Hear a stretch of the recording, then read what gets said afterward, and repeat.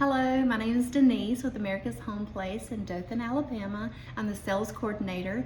I'm going to talk to you briefly about what to consider when picking out land. So first, my first instinct would be to see if it needs much clearing and how level is the property. Also, if it's in a neighborhood, is there an HOA that's going to put restrictions on your home that you're going to build? Is it going to cost you more to have more required brick or stone? Is it going to have a minimum requirements on square foot? Something else to consider, is there well septic tank needed, or do you have access to county or city water? These are things to all consider because it's going to affect your budget. Remember, there are about 4 things that's going to be considered in your cost. The cost of the land allowances, which is upgrades such as well septic, electric, and things of that nature, grading, and then you have the cost of the home and upgrades. So just remember to budget accordingly. Again, my name is Denise with America's Home Place, sales coordinator out of the Dothan, Alabama office.